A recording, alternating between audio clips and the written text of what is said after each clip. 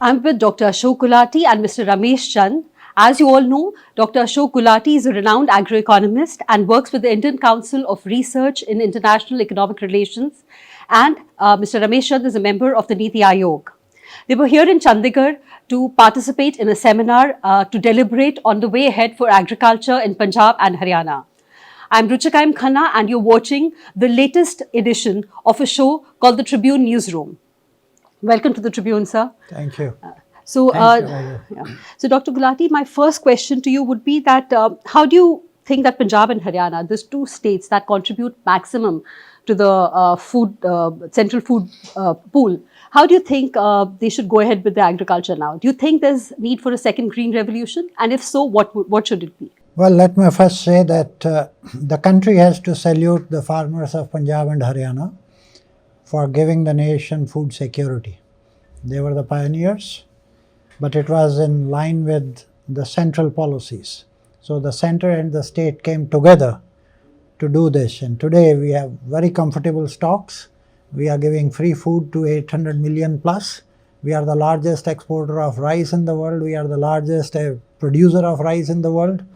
So we have achieved in terms of availability of grains very much under control. But if you want to increase income of the farmers, and if you want to ensure sustainability in the production process, then I think they need to switch gears.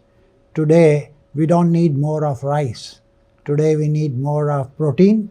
We need more of vitamins, fruits, vegetables, more of fish, chicken, meat, eggs. That's where we need to move, and that you cannot move with the old model of wheat and rice where they produce and give it to FCI, the government. I think new type of value chains need to be put in place, and it has to be done jointly by the center and the state to give Punjab and Haryana a different direction. Otherwise, the soils are getting damaged. The soil organic content is less than 0.5 in much of the soil.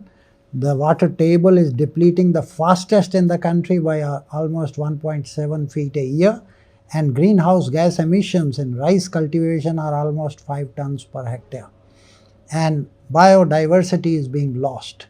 So Punjab and Haryana need to move to a much more remunerative agriculture, much more sustainable agriculture. So, Dr. Sir, my question to you, Mr. Ramesh Chand, would be that what is the model of sustainable agriculture that the NITI Aayog wants to profess for both Punjab and Haryana? Mm-hmm. You see, for this reason, we promote a balanced approach. While sustainability is important, we cannot ignore growth. And agriculture, especially in Punjab, is at such a stage that still there is a scope to use agriculture as engine of growth of Punjab agriculture. In fact, the slowdown in Punjab agriculture began in early 90s when we started with the reforms, liberalization. At that time, before that time, the growth rate of agriculture was 4 to 6%. But since then, it continuously decelerated and now it is below 2%. And when we compared with other states, at similar level of productivity as Punjab is, those states are having 2 to 3 times the growth rate of agriculture. So that clearly shows that Punjab is missing something because of which its growth rate of agriculture is decelerating, and that is affecting the overall growth of Punjab economy also. But we should not promote growth mindlessly. Natural sources are important, water is important, water table is going down, there are quality issues. There are also some issues related to too much increase in concentration of two crops. That has implication for ecology, disease, pest, etc. Those concerns are there. So we feel that there are ways to achieve both the goals together. They are not at loggerhead with each other. It's not that if we keep promoting growth of agriculture, it will be anti-sustainability. It can be pro-sustainability. But we need to make careful choices. Like if I share with you, in Punjab and in many other states, there is a free power for irrigation, free power for agriculture. But we are suggesting is, particularly what I am suggesting is that whatever subsidy is given to power sector, give it on per hectare basis, but put meters on the two wells. And whatever electricity is used by farmer, he or she should pay for that electricity. This will So be you're good for the recommending farmers. doing away with free power subsidy. You're recommending doing away with free Replacing, power. not doing away. You see, this distinction must be maintained. This is a very fine distinction. If you only say free power should be removed, it will not be accepted. Farmer will not accept it. Government will also lose lot of goodwill. So what I am suggesting is that the mode of paying power subsidy should be changed from free power to direct benefit transfer to farmer, making payment on per acre or per hectare basis, so that whatever income they were earning from that power, it remains, and they can earn more income by making judicious use of water. So And Dr. we what have, last point, we have studies which show that when you price water, there is some effect on area allocated to rice. Not too much, but there is some effect. And secondly, if right now a farmer is applying 24 irrigation to a field of paddy, when they have to pay for it, they will compare what is the cost of one electricity to me and what is the gain from me. So they will be using power up to a point, what economist says, where marginal cost is equal to marginal return, and number of irrigation will come down from 24 certainly to something like 16, 17, 18. So that's why we are saying that there is no conflict between growth and income of the farmer and this sustainability. We need imaginative way of giving the same help to the farmer. So, Dr. Saab, do you agree that the bane of agriculture is this power subsidy, and that is the reason why farmers in Punjab are not going ahead with any crop diversification? They stick to paddy because of it? I would say there is a state policy of power, free power, but there is also a bigger subsidy of the center, namely fertilizers. Urea is almost 85 to 90% subsidized. So you have created an incentive structure that those crops which are very water intensive and fertilizer intensive, they gain because of this massive subsidy. The subsidy on fertilizer is going to be 2 lakh crores this year, right?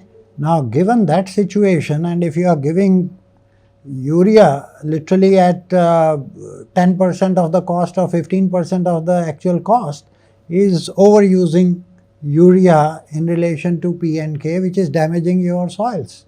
And it is also damaging your environment because the plant does not consume more than 40% of the nitrogen you are applying. Rest is going in the environment. And nitrous oxide is 273 times the carbon dioxide.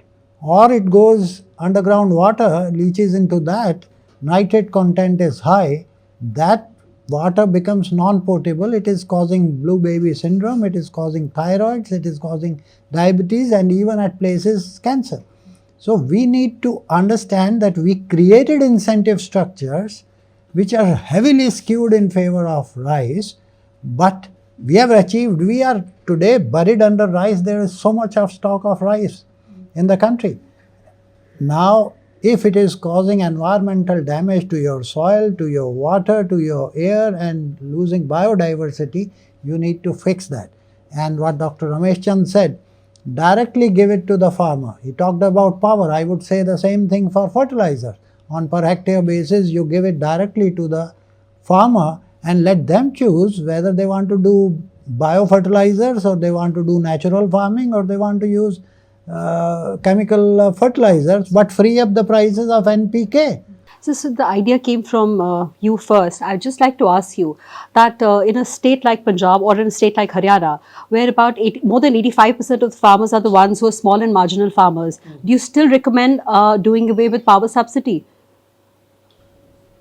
Again, I'm please saying do that- not say yeah, that that- I'm saying Doing away. Oh, away and with giving subsidy. a direct Please benefit draw that, transfer. Yeah. draw that fine Rerouting. distinctions. I never support doing away with subsidy. But replacing I'm it with saying DBT. that if we follow different method of giving same money Yep. to the farmer, that will make lot of difference. Even farmer will also benefit from it. That is scale neutral. It's not that it has something to do with the scale that small farmer will be affected more adversely than large farmer. This kind of measure, what we in technical jargon say, is scale neutral. It will benefit, not harm. It will benefit all category of farmer. I would say depending upon what kind of cropping pattern is there, the possibility of small farmer benefiting from it on per hectare basis is much higher than per hectare benefit to the large farmer. So what is the alternative to rice? What is the alternative to paddy for Punjab and again for Haryana? I'd like to ask both of you one by one. What are the alternative crops that farmers should go in for? You ask me first? Yeah. Okay, okay. You see, alternative again depends upon diversification will be guided by three things. One is that we need to ensure that growth doesn't stop. If you tell that you grow pulses in place of paddy, immediately per hectare production drop to half. So first is that growth element has to be there.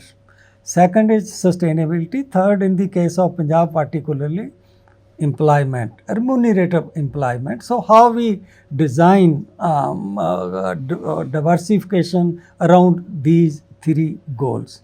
We require multiple approaches. One is that to some extent we go for diversification toward high value crops. Like right now in Punjab, only 2.3% area is under high value crops. In Haryana, it is even lower. All states which have higher productivity and growth than Punjab, they allocate at least 12% area under horticulture. It goes to 18% in some of these states. So if say we don't go to 18%, we keep it at reasonable level. If we move from 2% to 10% of area, right now 2%, we bring 10% more area under horticulture. That can give to Punjab 3.4% growth every year. That would be in terms of money Growth or in terms of GSBA, that will be happening at individual level also. So already 1.78% growth is there. So if you do this, the growth rate of agriculture turn out to be 5%. Oh, of course, not at all on this issue, because at the end of the round, you need to have higher incomes for the farmers. They will not come from rice and wheat. They will come from high value agriculture, but it requires a very different ecosystem. You cannot just produce and dump it on the government. When you are producing vegetables or fruits, you are playing with the markets.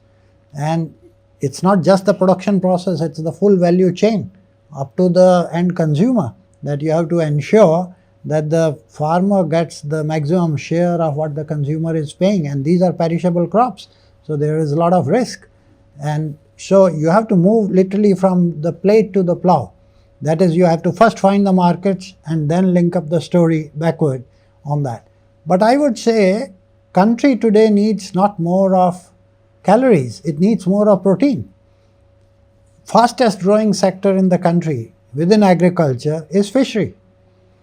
8.8% per annum for the last 10 years.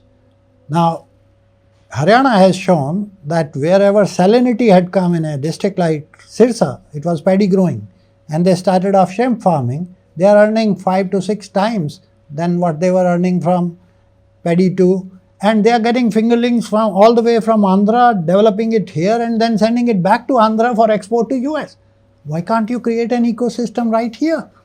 So there is fishery, there is poultry. You have to be demand-driven approach in high-value agriculture. Then your income can be 3 times, 5 times, and what Dr. Ramesh is talking about, the growth process, growth will be out of that. So for the longest of time, the farmers of both Punjab, Haryana and some farmers from UP also have joined in forces, and they've been speaking about MSP being given a legal guarantee. Would you support that, or would you say that we need to move away from the MSP-based regime? How would you look at it? Prices cannot be assured through legal means. It has been tried, it has failed. If you for some reason want to do it using legal means, then government will be required at some stage to buy 100% of produce that comes into market. Those are very awkward kind of things. You see, market has its role, government has its role, other institutions have their roles. The purpose of MSP are two. One is that if the trade is not paying the price which is fair, for whatever reason there is a collusion among traders, they are exploiting the farmer, they are not paying the price which is the open market price. That strongly justify government intervention. That is one situation. Second is the way this government has done, that we want to give more margin to the farmers, 50% over A2 plus FL. It's okay, it is a political decision that we want ours are small holder, we want to give them bigger margin so that reasonable income accrues to them from agriculture. It's okay. But if you do it only through procurement, it results in lot of distortions. But if we do not do it through I'm procurement, coming to it. So now again, are there other means to ensure that you do not distort the price, but at the same time you ensure that farmer get that price? That's why we are saying a huge combination of procurement and bhavantar, deficiency price payment. We need 55 million ton for PDS. Okay, you buy 55 million ton for PDS. For pulses also now there is some intervention. For oilseed also there is some intervention. For purpose of price stability, we are procuring something. every other day we see farmers, potato growers or horticulture farmers actually throwing away their produce on the, on the roads because there are no takers, or the prices that they're getting are far less, than the input costs. Those are the crops for which there is no MSP. MSP there That's only right, for that is- field crops. Yes. Okay. For vegetable, fruits, there is no MSP. So I have written several papers which clearly shows the crops for which MSP is not there, growth is more than 2 times the growth in MSP crop. There is something called market and demand. If demand is moving in favor of horticulture commodity, not in favor of cereals, it gives power to market. So, power of market to benefit producer is much stronger than power of MSP to benefit farmers. But if market is exploitative, then there is a ground for intervention by the government. But if market is paying, then it's okay. The case which you are saying that in some cases there are, it's not that they are not there, that sometime there could be imbalance between demand and supply. There are gluts that price can. For that, we require different kind of intervention. So the last question, sir, is do you support contract farming in Punjab? And were the 3 farm laws good for Punjab or were they bad for Punjab? Contract farming is already going on in Punjab. Even if Punjabi farmer opposed the 3 laws, the contract farming is going on. I can take you there. Okay, so it's not that it doesn't exist. Yes, if legally you open up the system, then you can be a part of the pan-India system, because neither the markets are perfect nor the MSP legality that you're talking about is perfect. Both have their own ways of operating. Remember that only 10% of the produce and 10% of the farmers sell their produce at MSP. 90% is market. But you have to fix the markets. Markets are not perfect, and that's where the value chain approach has to be there. Like the milk transformation that took place in the country. There is no MSP. In fishery, 8.8% growth rate, there is no MSP. Poultry growing at 7 to 8%, no MSP. So they are growing much faster despite the volatility, but you can reduce the volatility by fixing the value chain, and contract farming is one part of that value chain to bring some stability in the system. Thank you, sir. We'll just open the house for questions. I'm Sanjeev Baryana. I work for the Punjab Bureau. Both of you have mentioned water is an important part for agriculture. A Central Groundwater Board report in 2018 said that Punjab was on marching towards being a desert within 25 years, and Haryana is no better. And the condition of the underground water is also going from bad to worse. How important or how perilous is the situation of water for Punjab in future and Haryana as well?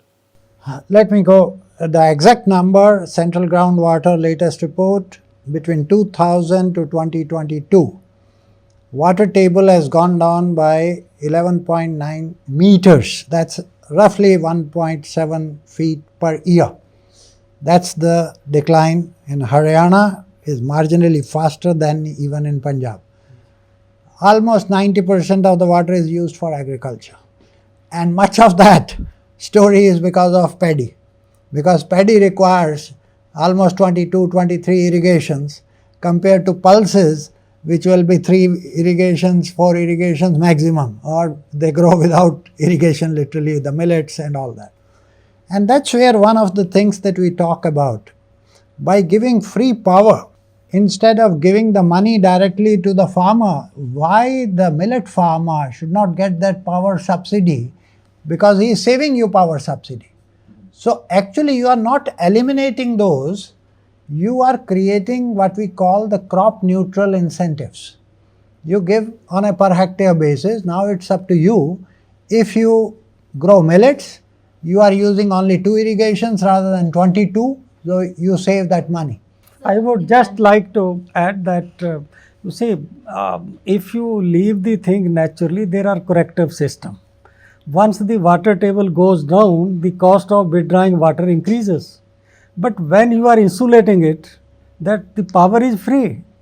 Whether you require 8 units or you require 20 units to draw the water, you don't have to worry, because there is a free power. Even by irrigation, water is used so much for rice. Nowhere in the world so much water is used to produce 1 kg of rice. So I think the main, everything will go to that free power, that there is no reflection of pricing mechanism playing its role and addressing the situation. So that is very, very crucial to address all those problems. Sir, I'm Gitanjali Gayatri and I cover Haryana. So I want to know, basically the Haryana government is promoting natural farming in a big way. Is it as viable as traditional farming? Is it lucrative for the farmer to opt for natural farming? What are the benefits? You know, we worked on this natural farming for almost 2 years.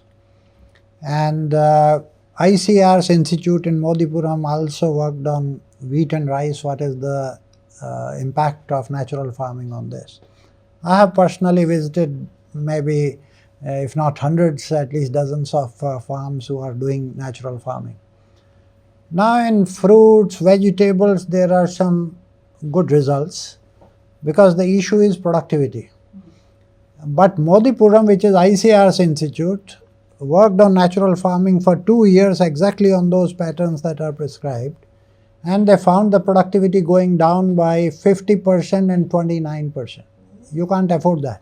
So whether it will be successful in case of wheat and rice, I would say jury is still out, but there are many pockets in which people have done, and I have visited those farms where they are very happy and they say we are getting good productivity, no problem, and if they can get some premium for that natural farming product, it can be better. Bottom line is farmer should be free to do the way he or she likes, right? You have to create incentives that are crop neutral, because you are giving so much, 2 lakh crores of subsidy on chemical fertilizers. And then you talk of natural farming by 200 crores or 2000 crores. These two things don't add up. What is your national policy? If you are really wedded to natural farming, first thing is rationalize your subsidy on chemical fertilizers. Gulati sir, ਮੈਂ ਆਤਿਸ਼ Gupta Punjabi Tribune ਲਈ agriculture cover ਕਰਦਾ ਅਤੇ sir ਚਾਹੇ 3 farm ਲਾਜ਼ ਦੀ ਗੱਲ ਕਰ ਲਈਏ ਜਾਂ ਹੁਣ ਸੀਡ ਵੀ ਲਾ ਰਿਹਾ, ਅਸੀਂ ਹਰ ਚੀਜ਼ ਬਾਰ-ਬਾਰ ਦੇਖਦੇ ਹਾਂ ਅਤੇ ਕਹਿੰਦੇ ਹਾਂ ਕਿ ਕਾਰਪੋਰੇਟਸ ਜਿਹੜੇ ਆ ਉਹ ਐਗਰੀਕਲਚਰ ਦੇ ਵਿੱਚ ਆਉਣਾ ਚਾਹੁੰਦੇ ਹਾਂ ਤੇ ਐਗਰੀਕਲਚਰ ਤੇ ਕਬਜ਼ਾ ਕਰਨਾ ਚਾਹੁੰਦੇ ਹਾਂ, ਪਹਿਲਾਂ ਤਾਂ ਅਸੀਂ ਇਹੀ ਜਾਣਨਾ ਚਾਹਾਂਗੇ ਕਿ ਐਗਰੀਕਲਚਰ ਦੇ ਵਿੱਚ ਕਾਰਪੋਰੇਟਸ ਦੀ ਜਿਹੜੀ ਐਂਟਰੈਂਸ ਹੈ ਉਸ ਨੂੰ ਤੁਸੀਂ ਕਿਵੇਂ ਦੇਖਦੇ ਹੋ? ਇਹ ਇੱਕ ਨਰੇਟਿਵ ਹੈ ਕ੍ਰੀਏਟ ਕੀਤਾ ਗਿਆ, हर एक दा रोल है वैल्यू चेंज, ठीक है। फूड प्रोसेसिंग अगर नहीं होएगी तो प्राइमरी कमोडिटी तो डायरेक्ट नहीं खाओगे ना, ठीक है। किसी ने प्रोसेसिंग करनी है, वो फार्मर तो नहीं करेगा। राइस मिल की दी है सारी कॉरपोरेट वर्ड दी है, फार्मर तो नहीं लगा रहा। उसी तरह फ्रूट एंड वेजिटेबल है या मिल्क है, प्लांट लगेगा, कोई ना कोई कॉरपोरेट आएगा, नेस्ले अगर है या दूसरे है। तो वैल्यू चेंज है कहना कि कॉरपोरेट आके और ज़मीन ले जाएगा, this is totally a false narrative, creating confusion in the system. Corporates are not coming to plow the field. Corporates are in terms of storage. Silos कौन बनाएगा? पैसा है, फार्मर बनाएगा या सरकार बनाएगी? कॉरपोरेट बनाएगा। प्रोसेसिंग कौन करेगा? वो करेगा। डिस्ट्रीब्यूशन ई कॉमर्स करेगा या रिटेल करेगा या एक्सपोर्ट करेगा, कौन करेगा? So corporates have their role and we must understand unless Punjab has failed to invite private investment in agro food processing. नमस्कार सर, मैं केवल तिवारी हूँ दैनिक ट्रिब्यून में। मैं सर भाई ये जैसे कि शुरू में आपने भी कहा कि कैश क्रॉप की तरफ शिफ्ट होना चाहिए किसानों को, क्योंकि ये वाटर लेवल बहुत गिर रहा है, धान या जो भी पॉलिसी बनती है पराली वाला ही सिस्टम है। हम नीतियाँ बहुत बनाते हैं, सब कुछ करते हैं, लेकिन ग्राउंड लेवल पर सर उस किसान को किसान की भाषा में हम शायद समझाने में कहीं दूर रह जाते हैं।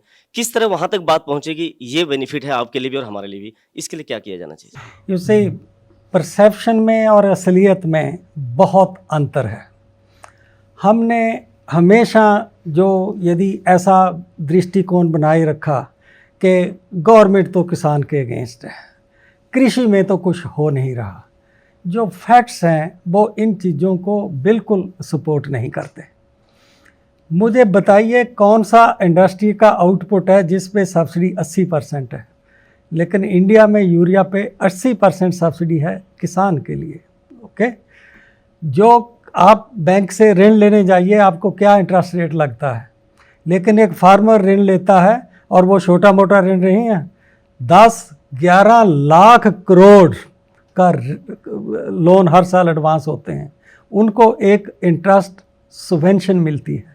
हमारा कृषि हमारे लिए बहुत महत्वपूर्ण है, हमें उसके लिए बहुत कुछ करना चाहिए, लेकिन ये कहना कि ये तो नेगेटिव है, इसमें कुछ हो नहीं रहा, जितना पॉजिटिव डेवलपमेंट पिछले 10 साल में कृषि में हुई है किसी और सेक्टर में नहीं हुई। मैं ये जिम्मेदारी के साथ कहता हूँ, मेरा पेपर आएगा अगले 8-10 दिन में। पिछले 10 साल में जितनी इनकम इंक्रीज एग्रीकल्चर प्रोड्यूसर की हुई है, मैन्युफैक्चरिंग की नहीं हुई, सर्विसेज की नहीं हुई।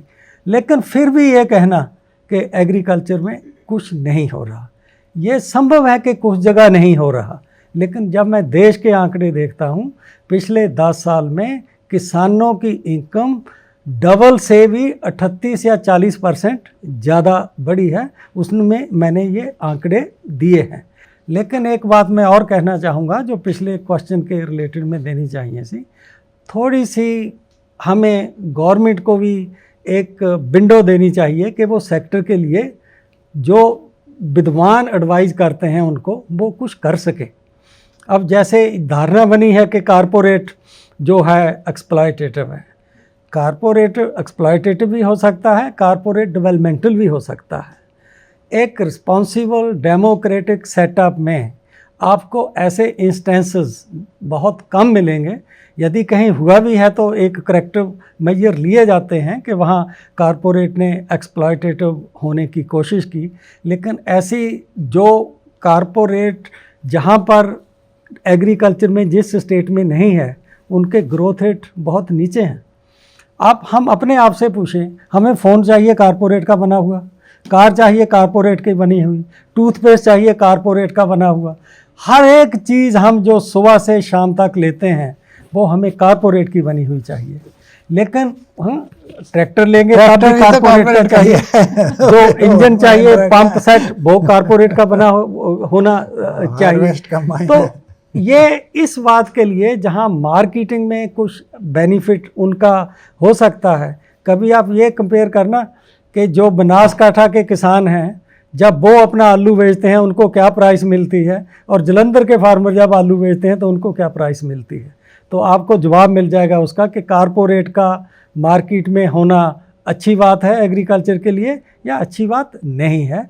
मैं सिर्फ यही कहूँगा कि इन चीज़ों के लिए किसानों को खुद स्वयं पॉलिटिक्स से ऊपर उठ के तथ्य देखकर कि तथ्य जो है ये कहते हैं, तो उस आधार पर जो भी है अपना डिमांड रखनी चाहिए, अपना प्रोटेस्ट करने चाहिए, सब कुछ उस हिसाब से करना चाहिए। हम तो सपोर्ट करते हैं इस तरह के आइडियाज़ को। Hello, sir. I am Mohit Khanna, sir. I am a correspondent here. What do you think in terms of जब सप्लाई चेन की बात आती है सर सबसे बड़ी इसमें वेजिटेबल में, what do you think how the supply chain will be created, how the government can intervene in Punjab, particularly in the sense of Punjab where how to promote vegetables, how the supply chain will be established? ऐसा है कि कोई भी ये नहीं कह रहा कि आज राइस ग्रो करना बंद कर दीजिए, ओके। बात ये हो रही है कि जो राइस से समस्याएं खड़ी हो रही हैं हम उनके सलूशन ढूंढें। जैसे अब ये है कि राइस से ग्रीन हाउस गैसेस बहुत अमिट होती हैं, तो उसके टेक्नोलॉजी में तरीके हैं कि आप डायरेक्ट सीडेड राइस जो है उसकी ओर थोड़ा चेंज करिए ताकि ग्रीन हाउस गैस एमिशन जो है वो कम जनरेट हो। राइस के लिए पानी का यूज जुडिशियस तरीके से करिए, और क्योंकि राइस की यील्ड कई जगह पे प्लेट्यू पे पहुंच गई है, वो उससे ऊपर नहीं बढ़ रही, तो वो किसानों को ग्रोथ नहीं मिल रहा। तो इसलिए उनको ग्रोथ देने के लिए किसी ने भी पंजाब के बारे में ये नहीं कहा कि 50% एरिया राइस का काम कर दीजिए। जो मैंने एग्जांपल दी कि अगले 10 वर्ष में यदि हम 10% एरिया कम कर देंगे तो तब भी राइस का एरिया खरीफ सीजन में 64% रहेगा, जो कि काफ़ी ज़्यादा होता है। तब उस 10% डाइवर्सिफिकेशन से भी आपको हर वर्ष एक एक्स्ट्रा 3.5% ग्रोथ मिल जाएगा। तो बात बैलेंसिंग की है। जब आप एक्सट्रीम में जाते हो तो कोई भी चीज़ जो है एक्सट्रीम में उसके जो परिणाम हैं वो अच्छे नहीं होते। अंत दा भला ना वरसना, अंत दी भली ना तुप, अंत दा भला ना बोलना, अंत दी भली ना चुप। तो ये जो है हमारे कल्चर में कि एक बैलेंस्ड अप्रोच, तो वही एक बैलेंस की बात हो रही है कि हम बैलेंस रखें जो राइस के अंडर एरिया है, नॉट के राइस को ग्रो करना बंद। Sir, I'm Harvinder Ketal, and probably the last question of the day. Sir, you mentioned direct transfer of benefits to the farmers on a per hectare basis, so that there is scale neutrality. And but that implies, as per your mathematics and your conclusions, that you are going to give them at the rate of subsidy and water required, or the power required for the water for rice, for paddy. It will be at that rate.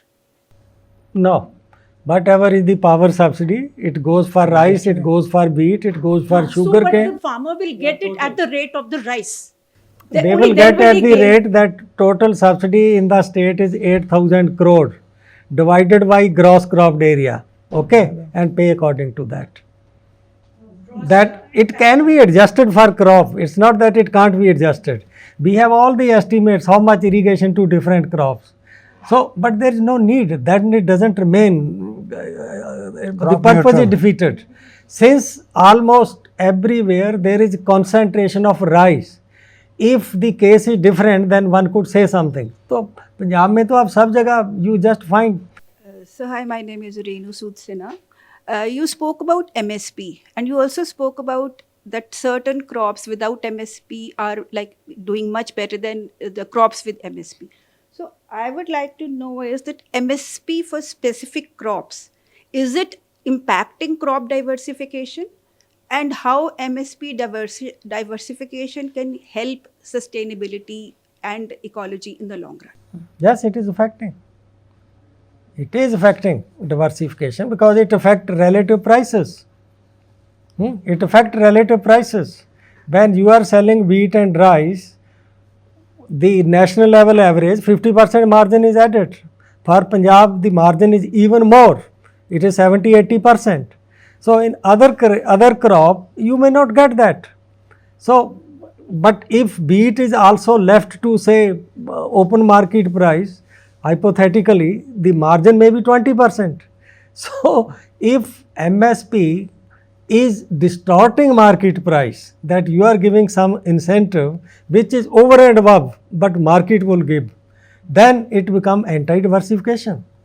Okay. But if the MSP is such that it is just ensuring that we are giving MSP to check market exploitativeness, imperfection of market, then it's okay. I'm Jyoti Malhotra, and my question to both of you. The farmers, Punjab's farmers laid siege to Delhi 5 years ago for about a full year. What are the lessons do you think the centre has learnt? Do you think that there was a lack of communication at that point of time? Dr. Gulati, you've spoken a lot about that. 5 years ago, how there was very little communication between the centre and Punjab. And to you also, Dr. Chand, what are the lessons do you think in the last 5 years that the centre has learnt, and do you think Punjab has learnt to be able to overcome this lack? Okay, let me say. You start. You know, any major policy change that you want, you have to create a narrative and explain to the stakeholders. Otherwise, there are always political parties and many others who would like to twist that, and like you were saying, corporates will take over your land. From where? From where is this narrative coming? Give me 2 cases where it has happened. Okay, so this type of narrative, if you have to suppress and create a positive narrative, there is a dialogue that needs to be held on a frequent basis. Is there a dialogue? Well, trust factor, I'll tell you, when this new agriculture minister came, and I had a meeting with him, and I said, first thing, he was asking what are the things that we should be doing. I said, first thing is you have to earn the trust of the farmers, because there is a huge deficit of trust, and particularly Punjab, you know. So on that basis, he started off a weekly meeting, or Tuesday Darbar or something like that. He started, so openly people started coming and all that. I think this communication has to be there, particularly at present state like Punjab. I was amazed to see that the diversification experiment that they are doing, pilot, it is both by the centre and the state in a 60-40 ratio. And they are giving 17,500 rupees, they were saying, per hectare. Per hectare. That Shaukat was presenting. So this is a beginning of, you know, sowing positive seeds. So I think gradually, if you win the trust of the farmers, I have looked at farmers with the corporates, Nestle in particular, and I went there and they were literally saying this Nestle is, you know, our savior. 1 lakh farmers plus they are procuring from. In fact, the discussions between centre and the states on market reform started around 2002-03. Those discussions were happening at secretary level and finally at minister level. And I was present in large number of meetings where agriculture and agriculture marketing ministers, they were there, Union Agriculture Minister was there, where their opinion was sought and a sort of consensus was built that we must undertake APMC reforms. There was a sort of consensus. There are resolutions that they should be done. But when reforms were done, the thinking was that rather than doing it in piecemeal, it is better you do everything in one go. Take contract farming also, take essential commodity also, take APMC Act also. The second thing, Madam Malhotra, regarding taking farmer into consideration is, now also we consult farmer on large number of things. It is not that they always speak in one voice. Different farmer, they are of different views. For example, some farmer from Karnataka, from Maharashtra, they say we should go for BT, we should go for transgenic. But there are other farmers who are opposing that we should not go for it. But main reason that why at that time specifically farmers were not consulted, two reasons. One is that it was coming from the past and there were resolutions. Even the committee of chief ministers, of which I was member secretary. This was interpreted that since there are for last 20 years there are resolutions. So there is agreement on these kind of reform. And secondly, this COVID thing, that because of that COVID things, everything was locked, that how you invite people for consultation. This is my understanding. I may be wrong. Thank you very much, sir. Thanks to both of you for joining us for this episode of the Tribune Newsroom. This is a new vertical, viewers, where it's a multimedia vertical. You will see whatever we do here on our print edition, on our web edition, and also on the video. Thank you for joining us.